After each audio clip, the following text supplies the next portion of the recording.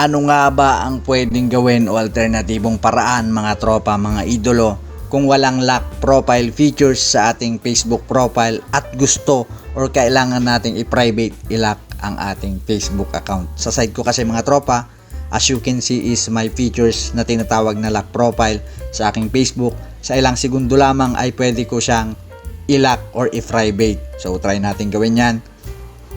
So, ayan, naglo-loading siya. So, ganito ang magiging itsura niya kapag ka nakalock na ang ating Facebook.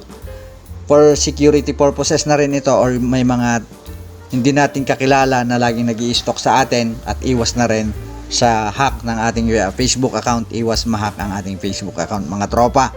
So, tulad sa nakita mo sa ating thumbnail, nabasa mo sa ating title, ano nga ba yung alternatibong paraan kung walang gantong feature sa ating Facebook at gusto nga natin itong i-private o i-lock yung ating Facebook account. So, napakadali lang yan. Nga pala, kung bago ka lamang sa ating mumunting channel, kung deserve kong makahingi sa'yo ng subscribe, ayan, maraming salamat. I really appreciate that. Tap mo na rin yung bell icon dyan sa baba para ikaw ang unang manotify, ikaw na rin yung unang makapanood sa ating mga susunod pang mga mabibisang mga content, mga tutorial.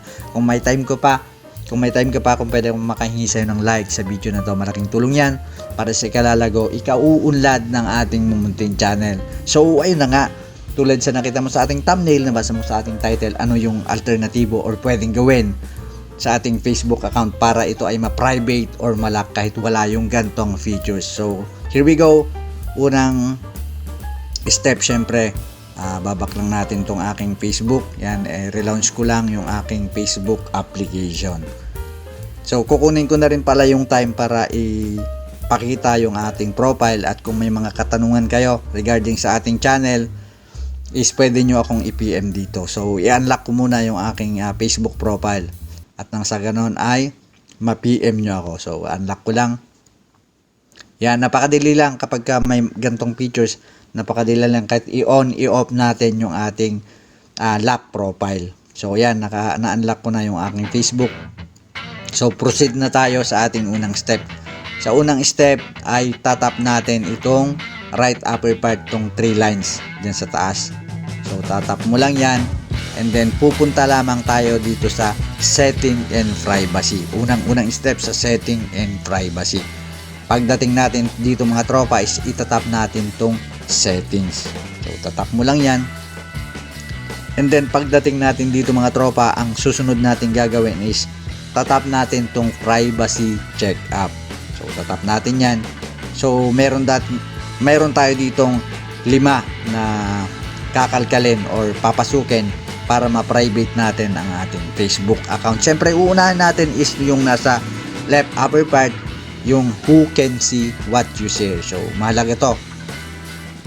Ito yung unang mahalaga sa ating gagawing pagpa-private ng ating account mga tropa. So, te-press lang natin or tatap lang natin yung continue dito sa baba.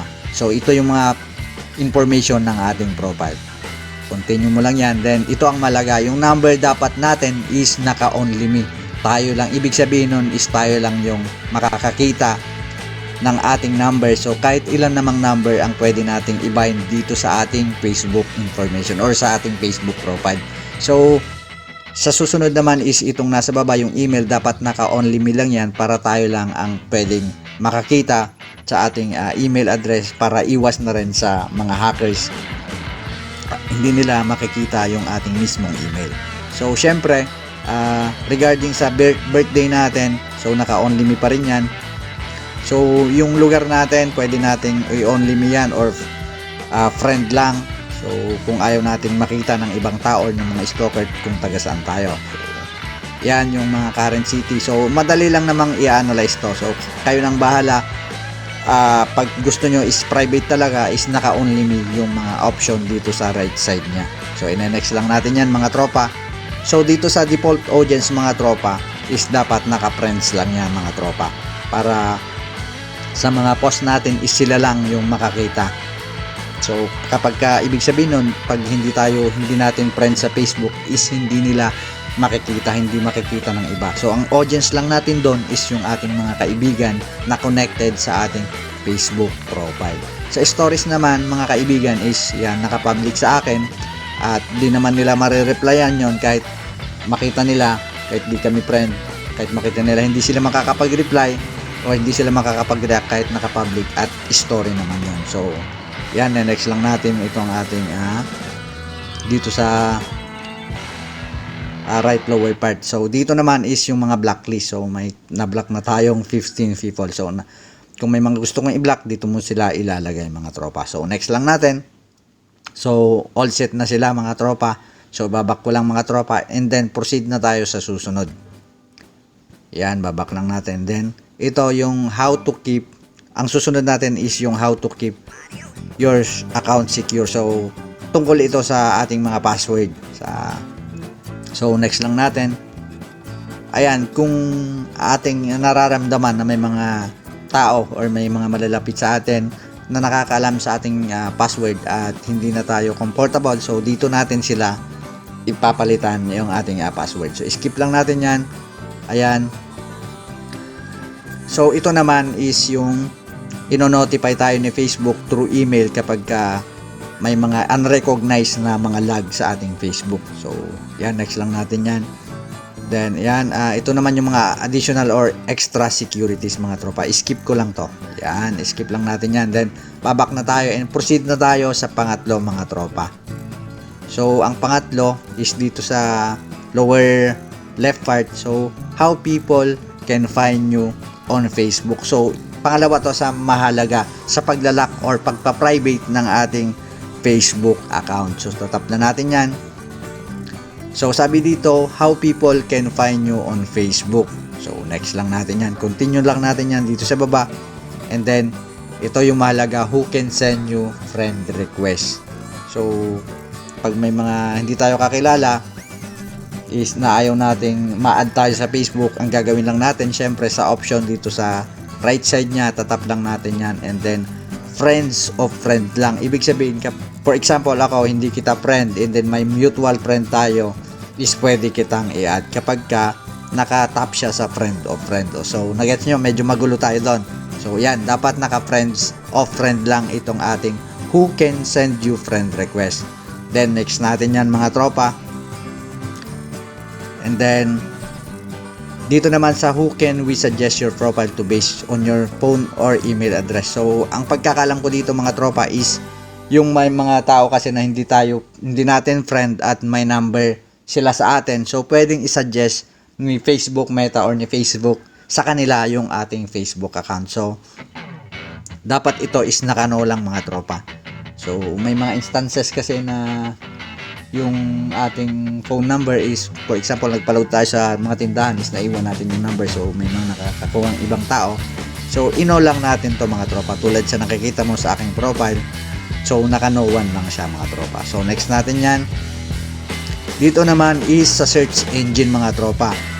So do you want search engine outside of Facebook to link your profile? So kapag ka naka-on ito is pwede na lang i-link yung Facebook profile mo sa mga ibang site or ibang engines, mga search engine tulad ng Google or ano man yan na search engine. So para sa seguridad na rin is naka-off yung sa akin mga tropa. So next natin yan mga tropa. So naka-all set na siya.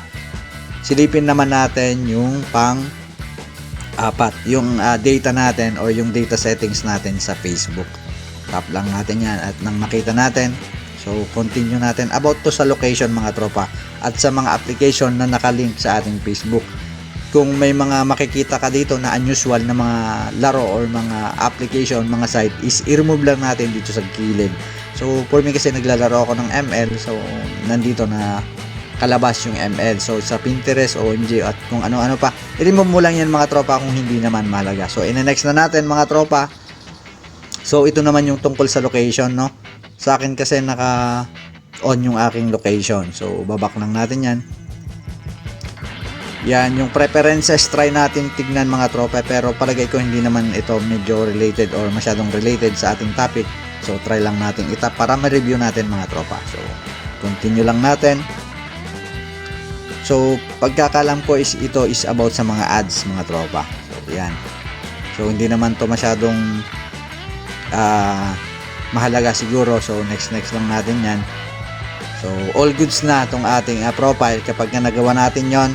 Sa tulad ng sinabi ko kanina, ang malaga dito is itong panguna, who can see what you share and then who can find you. Sa who can see kasi ito yung mga makakakita ng mga future post natin, at dito naman sa how people can find you is ito yung mga pwedeng mag-add or mag-message sa'yo, mag-message request mga tropa. So sana naging malinaw sa inyo itong ating content ngayon. Kita-kita tayo sa ating mga susunod pang mga content, mga tutorial. God bless!